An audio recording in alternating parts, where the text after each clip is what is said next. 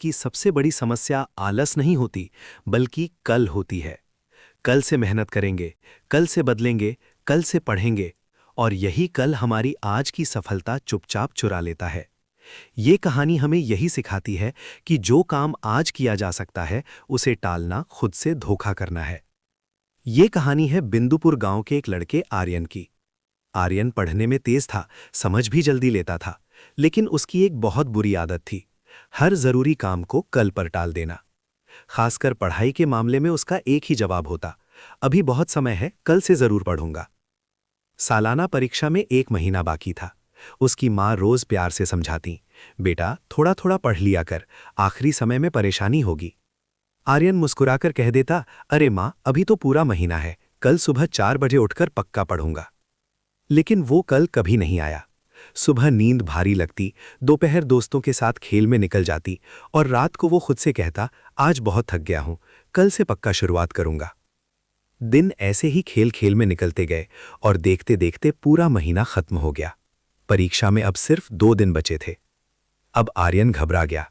उसने सोचा कि रात भर जागकर पूरा सिलेबस खत्म कर देगा। जैसे ही उसने किताब खोली, उसे एहसास हुआ कि उसने पूरे साल पढ़ाई को कितना हल्के में लिया था। ढेर सारे अध्याय देखकर उसका सिर घूमने लगा। तभी गांव की बिजली कट गई। मिट्टी के दिए की हल्की रोशनी में पढ़ना मुश्किल हो गया, और थकान ने उसे फिर घेर लिया। उसने खुद को फिर दिलासा दिया, कोई बात नहीं, कल सुबह जल्दी उठकर जरूरी सवाल पढ़ लूंगा। अगले दिन परीक्षा हॉल में बैठते ही उसका दिल जोर जोर से धड़कने लगा। प्रश्न पत्र देखकर उसे सब कुछ जाना पहचाना तो लग रहा था, लेकिन किसी भी सवाल का पूरा जवाब उसे याद नहीं आ रहा था। वो पन्ने पलटता रहा और दूसरों को लिखते हुए देखता रहा। परिणाम आया तो आर्यन फेल हो गया। उसके दोस्त अगली कक्षा में चले गए, लेकिन वो वहीं रुक गया। अपने माता पिता की आंखों में उदासी देखकर उसे गहरी शर्मिंदगी महसूस हुई। उस शाम वो रोते हुए अपने दादाजी के पास पहुंचा।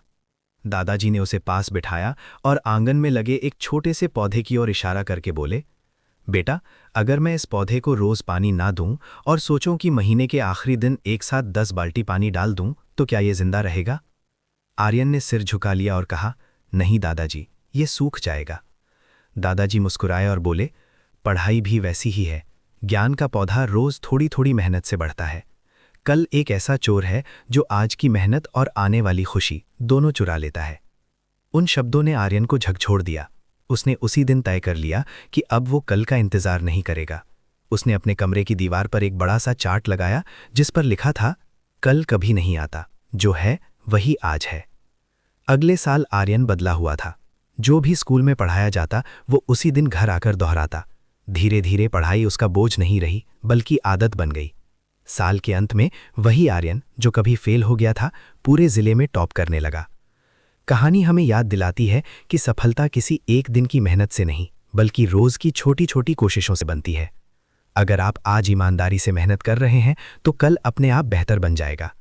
याद रखिए, सपने कल से नहीं, आज से पूरे होते हैं।